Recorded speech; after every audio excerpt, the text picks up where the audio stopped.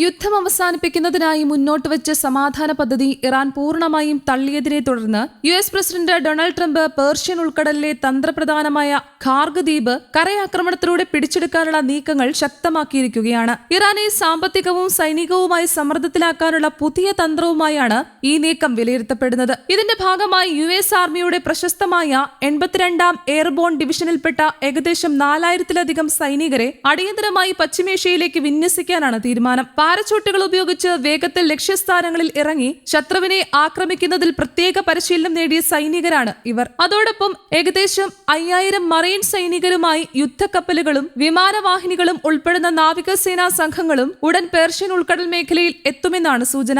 ഇതോടെ പ്രദേശത്ത് സൈനിക സംഘർഷം രൂക്ഷമാകാനുള്ള സാധ്യത ഉയർന്നിരിക്കുകയാണ്. ഇറാന്റെ എണ്ണ കയറ്റുമതിയുടെ ഏകദേശം 90% ഖാർഗ് ദ്വീപ് വഴിയാണ് കടന്നുപോകുന്നത്. അതുകൊണ്ട് തന്നെ ഈ ദ്വീപ് നിയന്ത്രണത്തിൽ കൊണ്ടുവരുന്നത് ഇറാന്റെ സമ്പദ് വ്യവസ്ഥയെ നേരിട്ട് ബാധിക്കുന്ന നടപടിയാകും. ഖാർഗ് ദ്വീപിനെ സമ്മർദ്ദായുധമായി ഉപയോഗിച്ച് ഇറാനെ ഹോർമോസ് കടലിടുക്ക് തുറക്കാനും സമാധാന ചർച്ചയ്ക്ക് വഴങ്ങാനും യുഎസ് ശ്രമിക്കുന്നുവെന്നാണ് വിലയിരുത്തൽ. കരയാക്രമണം നടന്നാൽ പേർഷ്യൻ ഉൾക്കടലിൽ മുഴുവൻ നാവിക മൈനുകൾ വിതറി കടൽ ഗതാഗതം പൂർണ്ണമായും തടസ്സപ്പെടുത്തുമെന്ന കടുത്ത മുന്നറിയിപ്പാണ് ഇറാൻ നൽകിയിരിക്കുന്നത്. ട്രംപിന്റെ നിർദ്ദേശങ്ങൾ: ഇറാനിലെ പ്രധാന ആണവ കേന്ദ്രങ്ങളായ നതാൻസ്, ഇസ്ഫഹാൻ, ഫോഡോ എന്നിവ പൂർണ്ണമായും നശിപ്പിക്കണം. ഈ നടപടികൾ അന്താരാഷ്ട്ര ആണവോർജ ഏജൻസിയുടെ മേൽനോട്ടത്തിൽ നടത്തണം. ഇറാൻ സ്വന്തമാക്കിയിരിക്കുന്ന ആണവശേഷി പൂർണ്ണമായും ഇല്ലാതാക്കുകയും സമ്പുഷ്ടീകരിച്ച യുറേനിയം ഏജൻസിക്ക് കൈമാറുകയും വേണം. ഭാവിയിൽ ആണവായുധ വികസനം പൂർണ്ണമായും നിരോധിക്കപ്പെടണം. ബാലിസ്റ്റിക് മിസൈൽ വികസനവും ഉപയോഗവും കർശനമായി നിയന്ത്രിക്കണമെന്നും നിർദ്ദേശിച്ചിട്ടുണ്ട്.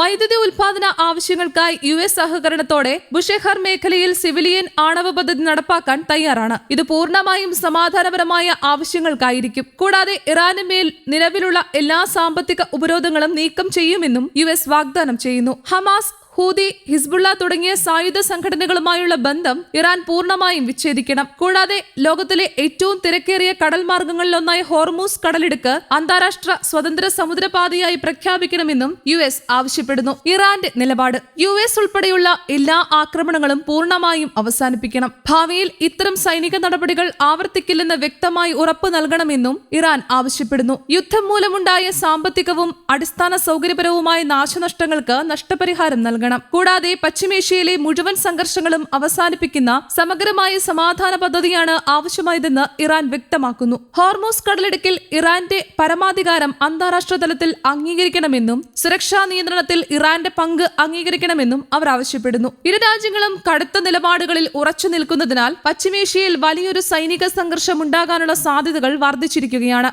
ഖാർഗ് ദ്വീപും ഹോർമൂസ് കടലിടുക്കും പോലുള്ള തന്ത്രപ്രധാന കേന്ദ്രങ്ങളെ ചുറ്റിപ്പറ്റിയുള്ള ഈ സംഘർഷം ആഗോള എണ്ണ വിപണിയെയും സമ്പദ് വ്യവസ്ഥയെയും ഗൗരവമായി ബാധിക്കുമെന്ന ആശങ്കയും ഉയർന്നുവരുന്നു. News desk, Kerala Kaumudi.